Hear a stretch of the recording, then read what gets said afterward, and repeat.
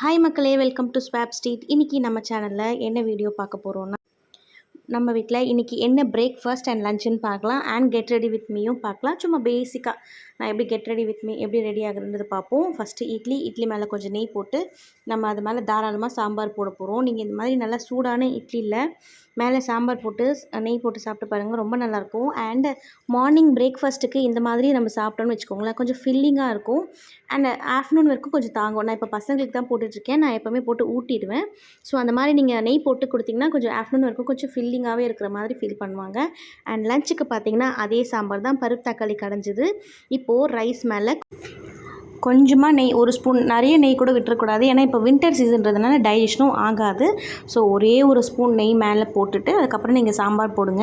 நீங்கள் சாம்பார் சாதம் இல்லை எந்த குழம்பு சாதம் கட்டுறதா இருந்தாலும் ஒரு ஸ்பூன் நெய் போட்டு கட்டி பாருங்களேன். பேக் பண்ணும்போது அந்த டிஃபன் பாக்ஸில் வந்து சாதம் ட்ரை ஆகாமல், நிறைய அப்சர்வ் பண்ணாமல் அப்படியே இருக்கும். இல்லைனா நம்ம அப்படியே வரன்னு மேலே ஆகிட்டு ட்ரை ஆன மாதிரி இருக்கும். நீங்கள் இந்த மாதிரி ட்ரை பண்ணி பாருங்கள். ஒரு ஸ்பூன் நெய் போட்டு அதுக்கப்புறம் லஞ்ச் பேக் பண்ணி பாருங்கள், நல்லாயிருக்கும். அண்ட் பசங்களுக்கு கட்டும் போது பார்த்திங்கன்னா இந்த மாதிரி வெங்காயம், தக்காளி, பச்சை மிளகாய் இதெல்லாம் எடுத்துகிட்டு அதுக்கப்புறம் பேக் பண்ணிங்கன்னா உங்களுக்கு ஸ்கூலில் சாப்பிடும்போது கொஞ்சம் ஈஸியாக இருக்கும். வீட்டில் இருந்துச்சுன்னா எடுத்து வச்சு சாப்பிட்றதுக்கு வந்து நல்லாயிருக்கும். பட் ஸ்கூல்லலாம் பார்த்திங்கன்னா அந்த மாதிரி எடுத்து வச்சு சாப்பிட முடியாது. அண்ட் நம்ம ஸ்பூன் கொடுத்து விடும்போது அவங்களுக்கு ரொம்ப கஷ்டமாக இருக்கும். அதனால் எப்போவுமே பாருங்கள், இந்த மாதிரி வெங்காயம், தக்காளிலாம் எடுத்துகிட்டு நல்லா சாதம் ரொம்ப குழைய பண்ணிட்டிங்கன்னா அது ரொம்ப அப்சர்வ் ஆகிடும். சும்மா ஒரு கலரி கொடுத்துட்டு அதுக்கப்புறமா கொஞ்சம் தாராளமாக சாம்பாரும் போட்டுட்டு நம்ம பேக் பண்ணணும். அண்ட் இப்போ பார்த்திங்கன்னா இதுக்கு தொட்டுக்க நான் வந்து வாழைக்காய் ஃப்ரை பண்ணியிருக்கேன், அது மேலேயே வச்சுக்கலாம். பசங்களுக்கு பொதுவாக பண்ணும்போது கொஞ்சம் மெனக்கெட்டு நம்ம பண்ணோம்னா கொஞ்சம் அவங்களுக்கு மத்தியானம் வந்து சாப்பிட்றதுக்கு கொஞ்சம் நல்லாவும் இருக்கும். இப்போ நம்ம பசங்களுக்கு பேக் பண்ணி அனுப்பிச்சிட்டு அதுக்கப்புறம் நம்ம வந்து ரெடி ஆகலாம். நான் போடுற கெட் ரெடி வித் மீ உங்களுக்கு பிடிக்குதா இல்லையான்னு எனக்கு தெரியல. பட் என்கிட்ட இருக்கிற சிம்பிள் ப்ராடக்ட்டை வச்சு நான் இப்படி தான் ரெடி ஆகுவேன். நம்ம இன்றைக்கி போட்டுக்கிற அவுட்ஃபிட் பார்த்திங்கன்னா பிளாக் கலர் சுடிதார் எடுத்திருக்கேன். அதுக்கு பேர் பண்ணுறதுக்கு நான் கோல்டு கலரில் எல்லாமே எடுக்க போகிறேன். ஸோ வந்து நான் கோல்டு கலர் ஒரு ப்ராஸ்லெட் டைப் ஒரு பேங்கிள் எடுக்கிறேன், இதை போட்டுக்கலாம். அதுக்கப்புறம் இந்த கையில் நான் வாட்ச் போட போகிறேன். அண்டு வந்து குட்டி ஜிம்கீஸ் எடுக்கிறேன், அதையும் வந்து நம்ம வந்து பேர் பண்ணிக்கலாம். எப்போவுமே ஆஃபீஸ்க்கு போகும்போது ரெடி ஆகும்போது கொஞ்சம் ஈஸியான க்ளோத்ஸாக அண்ட் கம்ஃபர்டபுளான ட்ரெஸ்ஸு, அதுக்கப்புறம் நல்ல காற்று வசதி உள்ள ட்ரெஸ்ஸாக நீங்கள் வந்து சூஸ் பண்ணிங்கன்னா உங்களுக்கு கொஞ்சம் கம்ஃபர்ட்டாக இருக்கும். இப்போ வின்டருன்றதுனால பிரச்சனை இல்லை. சம்மர் சீசனாக இருந்தால் கண்டிப்பாக காட்டன் போட்டு தான் ஆகணும். அப்போ தான் உங்களுக்கு வந்து கொஞ்சம் ஈஸியாக இருக்கும். எப்போவுமே வந்து நல்ல ட்ரெஸ்ஸாக, நல்ல புது ட்ரெஸ்ஸாக இல்லை வந்து பளபளன்னு இருக்கிறது போடுற விட நமக்கு கம்ஃபர்டபுளாக இருக்கா, நமக்கு அது சூட் ஆகுதான்றது மாதிரி பண்ணிக்கணும். இப்போ நம்ம நல்லா தலையை கோம் பண்ணி விட்டுக்கலாம். இப்போ தான் வந்து குளிச்சுட்டு வந்ததுனால தலை கொஞ்சம் ஈரமாக இருக்கிறதுனால நம்ம வந்து கொஞ்சம் கோம் பண்ணி விட்டுட்டு கொஞ்சம் காயட்டோன்னு அதுக்குள்ளே ஃபேஸ் மேக்கப் முடிச்சிக்கலாம். ஆஸ் யூஷுவல் நம்ம பண்ணுற மாதிரி தான்.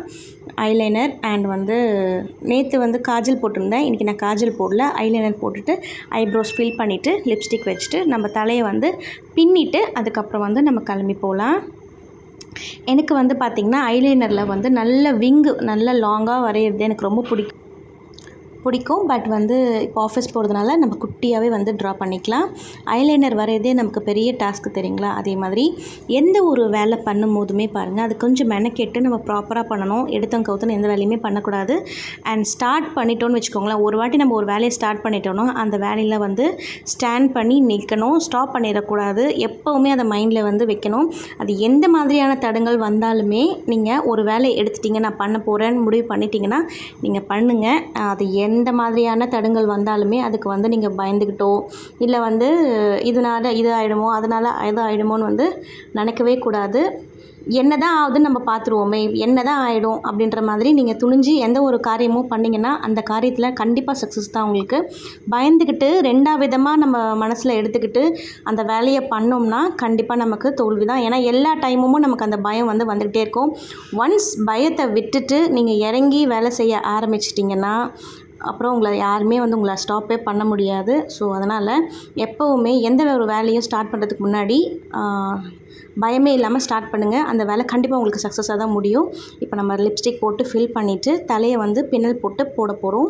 அதே மாதிரி பார்த்திங்கன்னா ஒரு வேலை ஸ்டார்ட் பண்ணிட்டோன்னு வச்சுக்கோங்களேன், அதில் நிறைய தடங்கள் வரும். நம்மளை ஸ்டாப் பண்ணுறதுக்கு நிறைய பேர் வந்து முயற்சிகள் எடுப்பாங்க. அது எல்லாமே நம்மளை ஸ்ட்ராங் ஆக்கிறதுக்குன்னு நினச்சிக்கோங்க. அதில் வந்து பயந்து பேக் அடிச்சிடாமல் அந்த விஷயம் வந்து நம்மளை இன்னும் ஸ்ட்ராங் ஆக்கணுமே தவிர நம்மளை டவுன் ஆக்கிடக்கூடாது.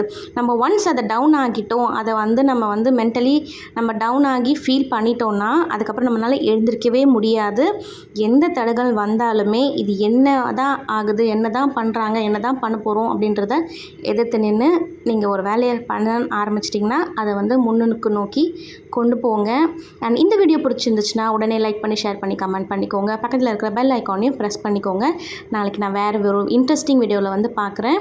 அண்ட் இந்த வீடியோவை ஃபேமிலி ஃப்ரெண்ட்ஸோட ஷேர் பண்ணுங்கள், சப்போர்ட் பண்ணுங்கள். தேங்க்ஸ் ஃபார் வாட்சிங். இப்போ நம்ம தலையை பின்னிட்டு அதுக்கப்புறம் ஆஃபீஸ்க்கு கிளம்பி போகலாம். இந்த மேக்கப் லுக்கு உங்களுக்கு பிடிச்சிருக்கும்னு நினைக்கிறேன். பை.